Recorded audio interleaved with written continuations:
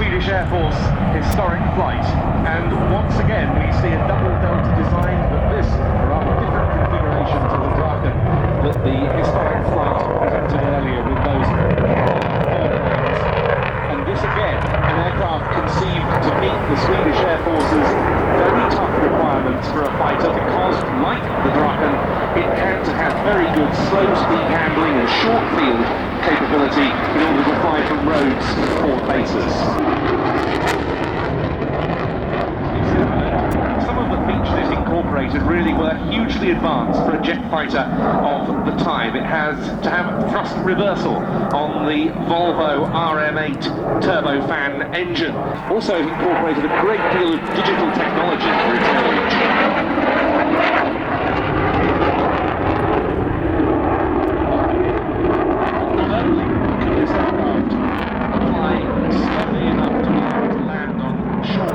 Strips. It also boasted outstanding top-end performance. At the time it first appeared, it was a revolutionary aircraft as well as a stunning-looking one, and it was still so upon its retirement from frontline Swedish Air Force service in 2005.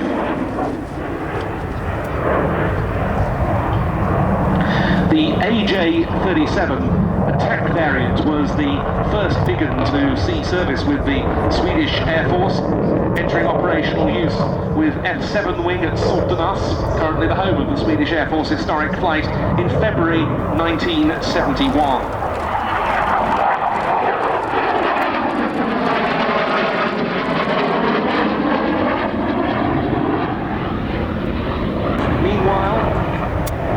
Variant with a secondary attack capability, the JA-37, had been introduced to Swedish Air Force service, and that aircraft, its more powerful version of the engine, the Volvo RM8B, boasted performance that was good enough to see Swedish being amongst the only, if not the only, aircraft capable of getting a radar lock on US Air Force SR-71 reconnaissance aircraft, the famous Blackbirds operating around the Baltic. That was during the Cold War, when scrambles against aircraft from both sides, as it were, given Sweden's neutrality, were a very common feature.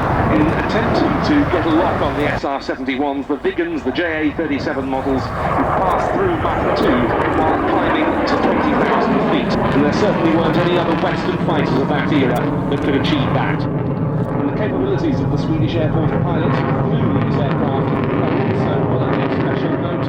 One of them, Peter Lindgren, who only recently retired from frontline service flying the new JAS-39 Gripen. He was one of the Air Force's oldest operational pilots, told me we were allowed to fly at 10 meters above lakes and 20 meters above ground, and we did that at high speed.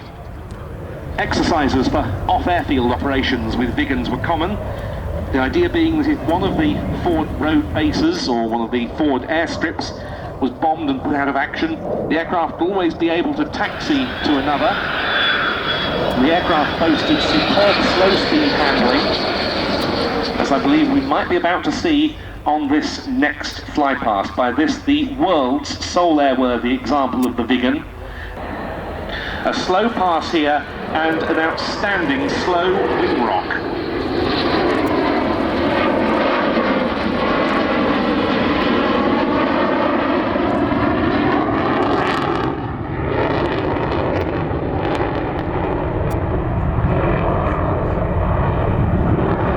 There's an example of this aeroplane's handling characteristics.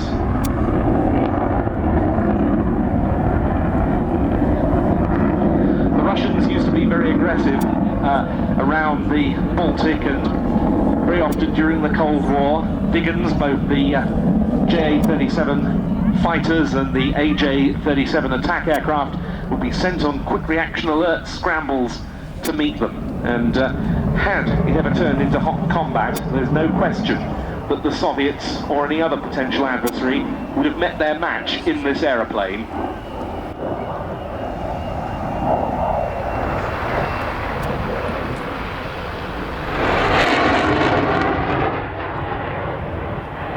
It's not an aircraft that used to be seen very often in Britain until, well into the 1990s.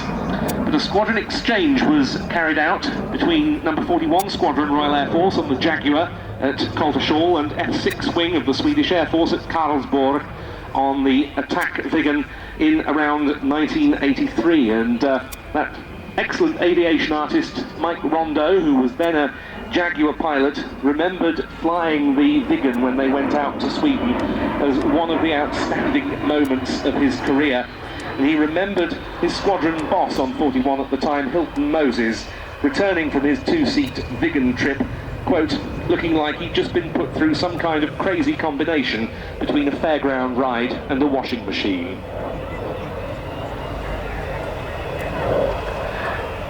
The aircraft now turning downwind.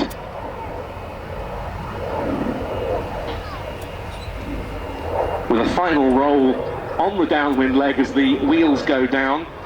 This aircraft was built in 1977. It was an AJ-37 when it was built. It became an AJS-37 later on with an upgrade in the 1990s. The S indicating the addition of reconnaissance capabilities to the attack fighter version.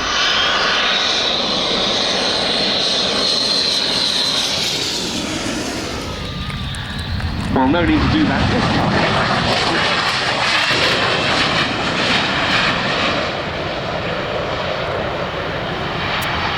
And a demonstration of a short landing that few current service fighters could match from Major Stellan Andersson, a splendid demonstration of the Swedish Air Force Historic Flight SAAB AJS-37 Viggen.